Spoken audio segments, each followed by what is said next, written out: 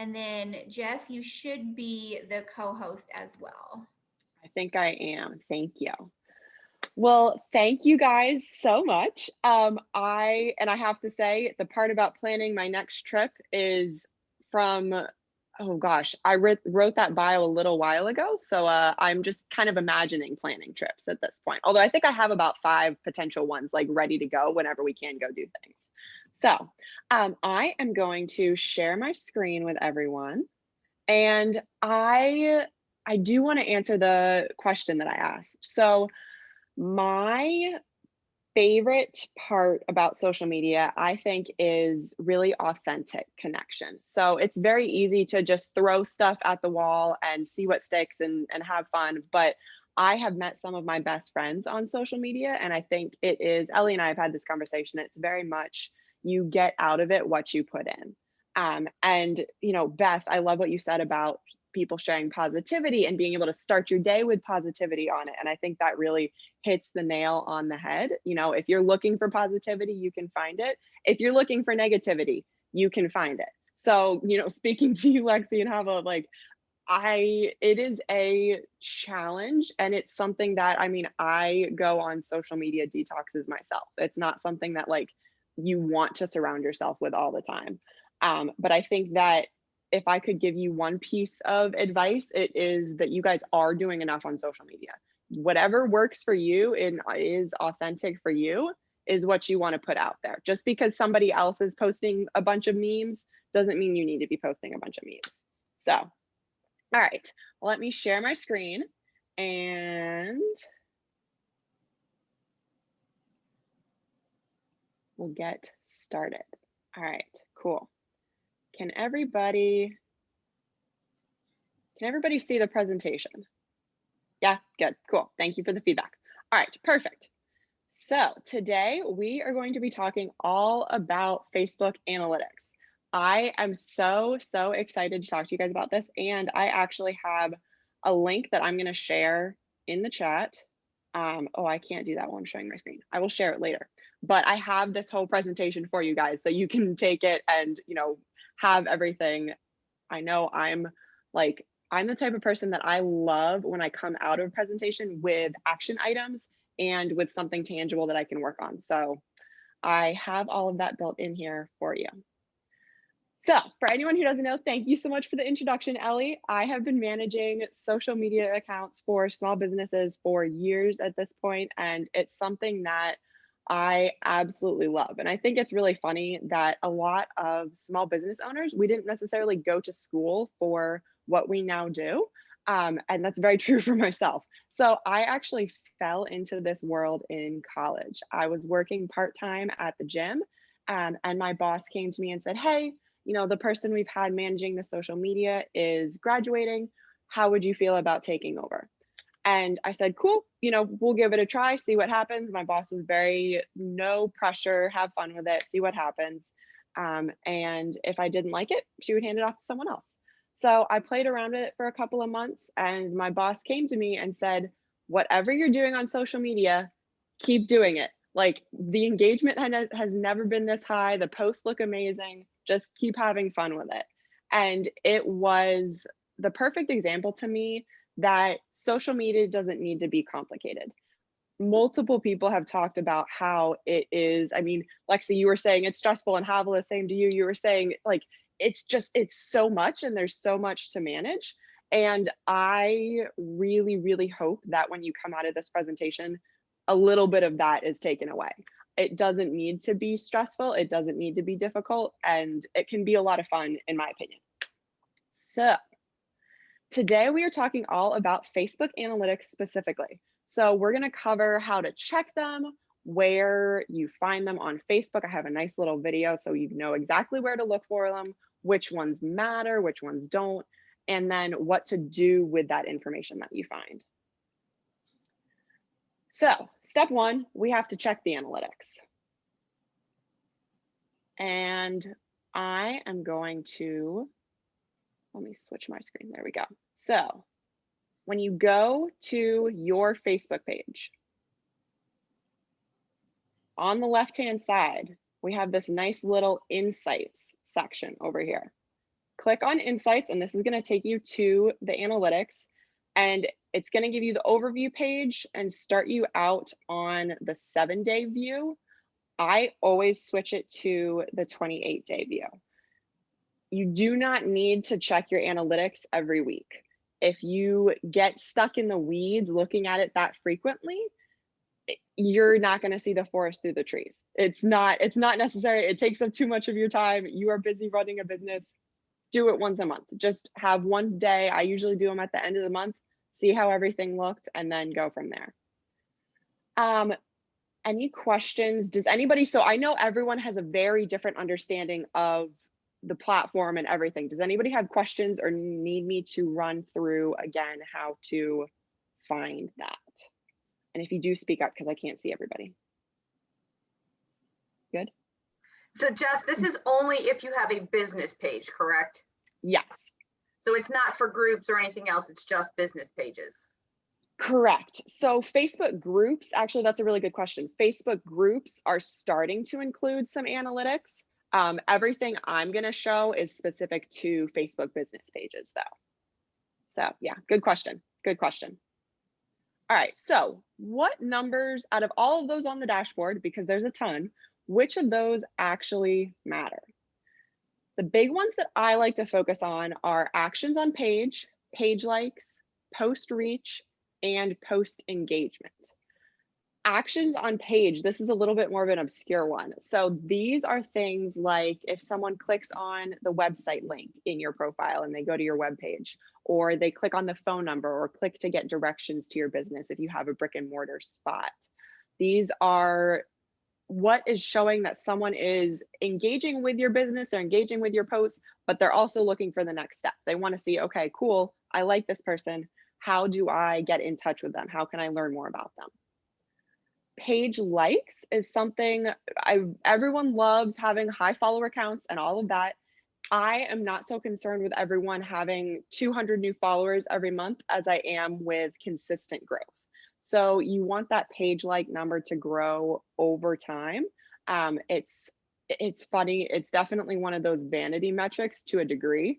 People can get a little bit distracted by trying to make sure that they have a really large number, but as long as it's consistently growing over time, that's what matters. Post reach is different than post impressions. So post reach and post impressions are very similar, and it's easy to confuse the two numbers. Post reach is usually going to be lower than impressions. So post reach, let's say Jackie, Havla, and I all saw the same post that I did yesterday.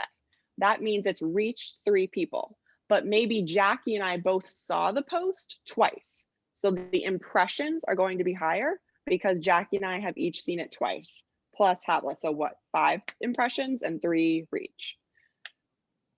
Engagement is, like they say, engagement is king. I prefer queen personally, and I feel like that's appropriate for pink. So engagement is one thing that is so important. Almost everyone talked about how much they love the connection on social media. And this is where we can tell if the content that you're creating is connecting with your audience.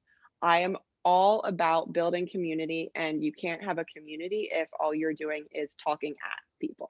You need to make sure that what you're posting is getting some type of a response, whether they're liking it or they're commenting or they're sharing. We just need to make sure that they're engaging with what we're doing.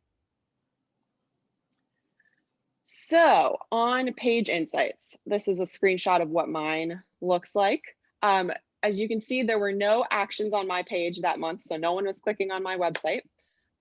Page likes, this is one of the things I was glad that I had this screenshot, because you can see I had 6 new page likes this month, but the growth percentage is 0. That doesn't mean that I didn't grow. It means that I grew at the same rate that I did the previous month.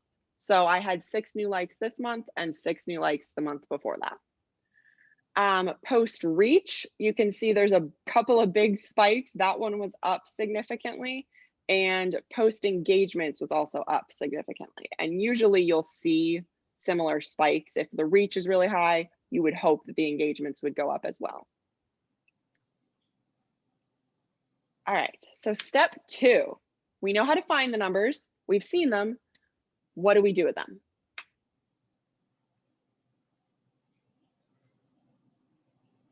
When should I post is probably the question that I get most often. This is one of those things where analytics are going to be the savior for finding the answer to this question. There are plenty of general guidelines about the best days to post on Facebook, the best times, and they're definitely useful. But what's even better is knowing when your specific audience is online. So I'm going to show you guys a little video of how to find that. So if you go to that page insights and scroll down, click on posts, you're going to be able to see a nice graph that shows you exactly what times your audience is online. And this graph right here is the general trend over the week. If you can scroll along, it'll tell you exactly what the numbers are. And then if you hover over each individual day up at the top, you can see on Friday, for example, we had a little bit more of a spike in the late morning than the average numbers. So maybe you want to tailor your Friday post to be a little bit earlier in the morning. I always like to lead the best times or the times where most of my audience is online by about an hour. So let's say most of my audience is online and doing things around 2 o'clock. I'll try to put content up around 1, maybe 1:30. So that way it's up, people are engaging with it, and it's ready to be filtered into everyone's feed. All right, so now that you know how to find your analytics and you know what pieces matter the most, and you know when it's time to post, it's time to make the content and create the content. And this is where you are really going to be trying to find that authentic voice of your own. You don't need to be sharing exactly what everyone else is. There are plenty of marketing plans that will tell you, oh, you should post a meme on Tuesdays and you should post something promotional on Thursdays. And there's definitely merit to that. I mean, with my clients, I usually have some type of schedule like that, but it's tailored to them and their business. So you want to make sure that whatever you're posting, it doesn't need to feel cookie cutter. You want it to feel true to you. You want it to feel authentic to you. And you want it to be in your voice, because as much as I forget who mentioned it, someone said the vulnerability. Kim, I think you were talking about how people are really sharing their lives and talking about authenticity and vulnerability on social media. It's crazy, but those posts that are hard for you to write, that feel like I'm just talking about myself, like no one's really going to care about this on my business page, time and time again, those are the ones that analytics wise blow it out of the water. I have a client that has a board of directors, and I wanted to do something a little bit different with them. So we started to do introduction posts just so that the community could get to know the people that are behind this nonprofit. And those were some of the most popular posts we have ever put out. People love learning about people. It's exactly what Mel said about stalking someone on Facebook. So if you're giving them a chance to stalk you on your business page, it's going to go over pretty well. So like I said, it is so true to stay true to you, to your brand voice and your business when you are creating content. Just because someone else is posting a meme or posting the latest viral video doesn't mean that you need to jump on the bandwagon and share it as well. If it doesn't resonate with you, it's not going to feel authentic, and that vibe is going to come across on social media. You want to be sharing things that matter to you. If it feels inauthentic, and if you're just posting just to post, those are not usually the things that are going to get traction. If you're posting because, wow, I'm so passionate about this, I really care that people learn about what I have to say, that's the type of thing that's really going to play well. They can get that, they can feel that across the screen. I am, as you can probably tell, super big on following what feels authentic to you and your business. So create those posts that are authentic to you and your business, and then go back, use the analytics, and see which ones resonated with your audience. So if you were just going to start out for a month, I say have fun with it. Post whatever, calls to you. Post what you think is something that you would enjoy reading if you were reading someone else's Facebook page. And then at the end of the month, go in, look at those analytics and see, okay, this post really resonated with me, but the engagement was pretty low. Is this something that I want to tweak because I feel passionately about sharing it and I want to see if I can get my audience into it as well? Or is this something that I'm not so concerned about and I'm ready to just let it go? All right.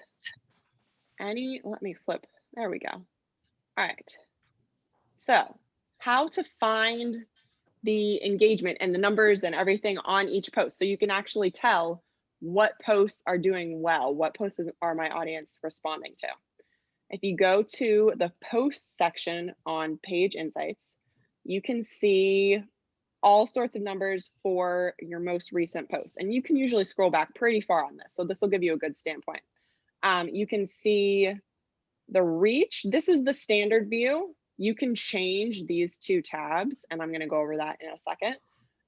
The standard view, it's just going to show you how many people these posts reach, their engagements. So the little blue line is the number of post clicks, and the little pink line is number of reactions, comments, or shares. And you can go through, see all the numbers for all the recent posts. And you can change what each of these bars show. So let's say previously it was showing organic versus paid reach. I don't boost my posts, so it's all going to be organic reach. You can switch that and show fans versus non-fans reach. And this is really interesting. I find it really helpful. It gives you a way to take a look and say, okay, cool. So this post reached 1.5 thousand people. 33 were fans and over 1,400 were not fans of my Facebook page. That's a good indication that however I shared this, whether it was to a Facebook group or to my personal page, it reached a lot of people that don't know about my business and gives even more chance for a larger audience to come and discover me. So these are the kinds of posts that are going to help grow your audience. They're not necessarily going to get as much engagement, which you'll see in a second. So fans versus non-fans, you can also change and switch over to reactions, comments, and shares. This will break it down so you can tell how many people liked it or gave it a heart or laughed at it, how many people commented on it, how many people shared it to their personal page or to a group Facebook page. Then you can also get into post hides of all posts, reports of spam, unlikes of page. This is a really interesting one to look at and not something that I think is very common to check. Let's say I had 3 unfollows after I posted something political, for example. That's a good indication that, hey, if that's important to me and I want to clean out my followers and make sure that they all align with me, cool, post it. But if you're losing followers on things that you're regularly posting, pay attention to that. What kinds of content are you losing followers? When are people marking it as a spam post? You want to try to figure out what the issues are and avoid that because you don't want to lose followers unless you're trying to, for some reason, you're trying to cull down your list.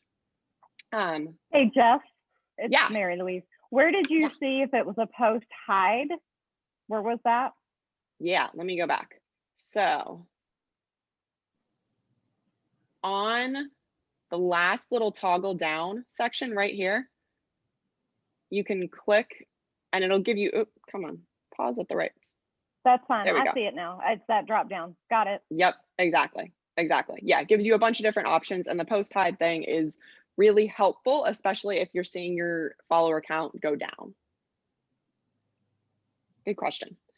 Okay, engagement rate. This is a fun one. So talking about creating content that people are engaging with and people are paying attention to. This post with the huge reach, that was awesome and it served its purpose, but look at the engagement number, only 2%. So a ton of people saw it, not that many people really grabbed onto it. The purpose of that post was to broaden the audience and to reach more people, but not necessarily to get them to engage. That comes later. But you can take a look at the post below it and it has a significantly lower reach, but the engagement is really high. So average engagement on Facebook is, it changes all the time. I believe right now for business pages, it's somewhere around 1% per post is a typical engagement rate. So seeing things in the 12%, in the 5%, in that range is good. It would be great if we could get 100% engagement, but that's not how the algorithm works. So anytime we're seeing double digits, it's fantastic. And I think that's about all for this video. That was a lot. So any questions about any of that? There was a couple, Jess, there was a couple questions that went through. One of the main ones was, can you hear me? Okay. Yeah, I can. I Okay. can. I can't see the chat. So thank you for relaying them. No worries. One of them was about how there's a lot of talk about business page not being very engaging. So to really do more posts on your groups and your personal page. So I guess what's your thoughts on the business page? And then how do you maximize a business page without overwhelming yourself of trying to post in a million places? If the business page isn't as engaging as the others, what's the purpose? Does that make sense? Yeah, it does. It does. And whoever asked this, if I don't answer it, feel free to speak up. But and how often should you post on your business page? That's a good question. And it definitely depends on you and your goals. I always suggest at least 3 to 5 times per week. And that's across the board, whether it's a Facebook group, whether it's a Facebook page, whether it's your personal one, you're trying to grow your business.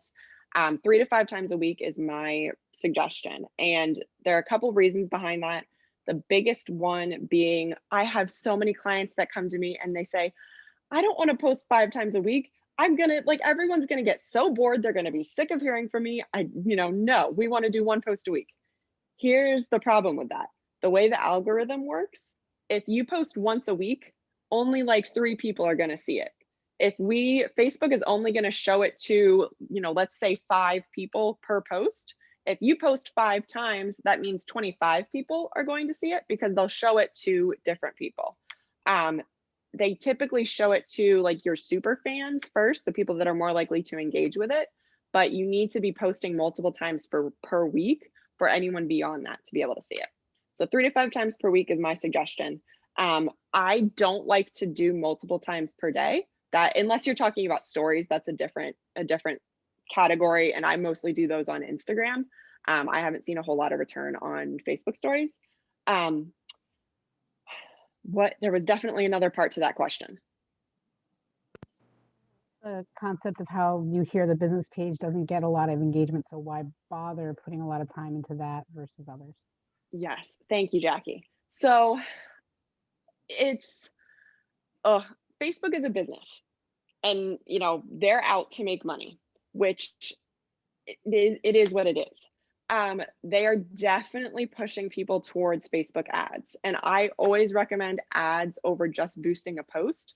The analytics, the tools that you can use, it's much more heavy duty on the ad side than it is just boosting a post.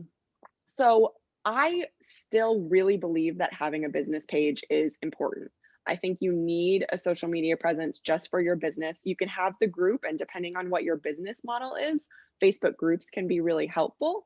My biggest suggestion is always to be sharing your business posts on your personal page, or share them to a different Facebook group, like maybe the Pink Net 2.0 group, share a business post to the group. Finding new ways to get organic reach. That's how I got the post that I was showing that had, the 1,500 people reached. I shared that to multiple Facebook groups. So whenever you're able to maximize that organic reach somehow, I still think the Facebook page has a ton of value. And it is definitely getting harder. That's why the engagement rate is averaging around 1% per post, but it still has a ton of value. So I hope that answers the question. Hope that helps. Yeah, and I think it also helps that piece of, if you don't necessarily need a website, you can use your business page. Bingo. You know what I mean? Yeah. Yes, exactly. If you're running everything from your personal Facebook account, it just gets too harried. With the business page, you can link to a website if you have it. You can list ways to contact you. You can show your business hours. the Facebook business page is set up to run a business. Your personal page isn't. So definitely pros and cons, but in my opinion, it's still 100% worth it to have the business page. So very good question. Thank you. Thank you. Yeah, thank you for reading that. All right, okay, so we talked about how to check the analytics. We talked about how to use them, and now it's time to put it all into practice. So like I said, love coming out of a presentation where I feel like I'm inspired, and not only am I inspired, I actually have action items and tangible things that I can work on. It's great if you come out of a presentation like all pumped up and ready to go, but then if you don't know what to do with that energy, oh, you're stuck. So I have a challenge for all of you, and my challenge is this. I want you to set a time. We're at the start of the month. Check your analytics. See what things looked like for the past 28 days. Don't worry about checking it between now and the start of January or end of December, whenever you want to handle it again. But check it once, record those numbers somewhere, and then I want you to have fun with social media this month. Post what calls to you. Post what feels authentic for you. Don't overthink it. Don't make it feel like this big stressful burden. Just have fun with it. And then I want you to see where your numbers are at the end of this month. I want you to try to increase that engagement number and just have fun with it. See what you can do. Try to really focus in on that engagement number and boost that up. I want you to see that nice little green up spike arrow that your engagement went up in this 28-day period. So remember, stay true to yourself, but find that way to be true to yourself while still giving your audience what they're looking for as well. And Jess, one other thing, Yes. the business page Yeah. can be pre-set and scheduled, and versus like the personal. So the business page doesn't have to stress someone out. They can actually do it right ahead of time, have it ready, just pop out those 3 times a week, like you mentioned. Yes, exactly. And you can have posts go automatically to your personal page if you use a scheduler tool. So I use one called Loomly, Loomly. And you can schedule posts to a business page, you can schedule posts to a personal page. But yeah, natively on Facebook, you can schedule posts for a business page and for a Facebook group. So if you need, to take Christmas week off and not be on social media so much, schedule those posts out. Definitely a big tip. Definitely. Jess, I have All a right. quick question about engagement posts. Yeah. So I do engagement posts on my personal page, like, I don't know, what do you prefer, Starbucks or Dunkin' Donuts, coffee, that type of thing. And I have been hesitant to put it on my business page because I'm like, it doesn't really have to do with health and life coaching, but it works really well on the personal page for engagement purposes. What are your thoughts on that with like engagement posts on the business page that aren't necessarily business related, but trying to increase that engagement? I try to include some kind of call to action on 90% of my posts. So whether it's saying, hey, let's say I do a post about Facebook analytics, I'll at the bottom say, drop your most pressing analytics question in the comments or something like that. I try to relate it to what I'm talking about and still encourage them to drop something in the comments. But in terms of just like a fun post that isn't necessarily business related, I still like doing those every once in a while for business pages. And it depends on your account. Yours specifically, Coach Mary Louise, I think your business is you. Like, it's not like you're trying to hide behind a logo or hide behind a corporation. It's you. So it goes back to the whole idea of people love to stalk people on social media. And if you're telling them, hey, I love my Dunkin' Donuts coffee every Thursday, like that is my treat, they're going to be interested about that and want to comment back. So I think focusing less on, is it business related, and more on, does this help people get to know me and learn if they might, like my personality and want to work with me? Does that make sense? Definitely. Yeah. Thank you for that clarification, because I had Yeah. been hesitant before, but I feel like it's kind of holding back my business page some. So Yeah. great. Thank you. Yeah, you're welcome. All right, guys, welcome. I'm gonna jump in because we're having some great conversation, but it's almost time to wrap up. So Jess, if you want to take about one more minute, if there's any final thoughts that you want to share as my dog barks in the background. I think I'm all good. I'm gonna stop sharing my screen so I can actually see all of you again. And oh, dang it, where's the stop? Oh, I know where it is. Hold on. See, I never claimed to be a tech guru. I'm a social media guru. So the Zoom stuff is like not necessarily my cup of tea. So anyway, Totally fine. just wanna Yaya's here. there, exactly. We're set. We're good. So I just want to say thank you guys. I could talk about this stuff for hours. So thank you for having me. If anyone has questions, comments, concerns, save the chat. My information is in there, and I am going to get that link and give you guys the presentation in the chat as well. So if you have questions, just let me know. But thank you so much for having me. One shout out. If you haven't done a one-on-one with Jess, get it scheduled ASAP. Get it Thank you, scheduled with her Jackie. ASAP. Like, no joke. Thank She's you, guys. amazing. So. Oh, thanks, guys. Yes, thank you, Jess. And for those of you who want to review her presentation, you can always go back and look at it. If you're a member, you have access to all of the presenters' presentations on the website. So that's an awesome member perk. This is the part of the meeting where you're able to share anything that you want to share with us in terms of if there's something you're working on in your business, promotions, if you want to give a shout out to somebody, anything of that nature. We've got about 10 minutes to do that. What I'm going to ask you to do is that you use the raise hand button so that I can clearly see who people are. And then I'll say like who the names are so that I know who needs to give info. I know I see Yaya, so we'll start with her and then we'll go to Kim and then Andrea and then Jackie. So you guys know I'm doing my virtual events. Tomorrow is our Saturday 24-hour event that we're doing. It's a virtual holiday sip and shop. We have about 30 vendors. I have 2 more potentially adding on. And you know, as much as I want you guys to go on there and shop and you know, patronize our vendors, I am also really needing and wanting feedback.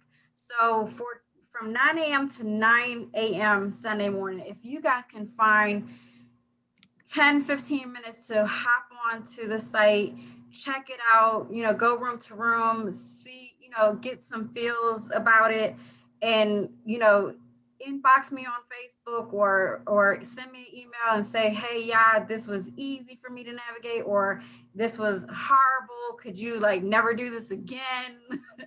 Don't say that, I would cry. But I truly need some feedback, and I would appreciate that from my pink family here, because I do believe that we, you know, we're here to rise each other. So thank you. I hope to see you guys there tomorrow. All right, thank you. Next. If you or someone you know is looking to set up their life insurance before the end of the year, now is a great time for me to speak with them. Additionally, if you or your parents are looking at long-term care insurance, now is a great time of year. Because we're especially busy at this time, things move quicker. And so some things that would be taken through the ringer in September might not be taken through the ringer in December. Thank you. All right, so we had Andrea, then Jackie, then Noreen, then Ellie. Hello, Jess, that was amazing. Andrea, like, sorry. you probably saw me doing this the whole time because everything you said, I was like, oh my God, especially the authentic part, because that's what I just love it. Anyways, we'll have to do a one-on-one. Thank you. So one of the services I offer is I have a private coaching group on Facebook. And that's where I do a lot of, you know, specialized in-depth training on different aspects of Facebook and a little Instagram. And right now I'm doing we're doing a training on Facebook advertising. So if anybody's ever thought about advertising, not really sure, you know, what to make of it or afraid of how much it's going to cost and everything, you know, feel free to reach out and I'd be happy to help you out, explain some things. And if you'd like to take that course in there, I'd be happy to have you.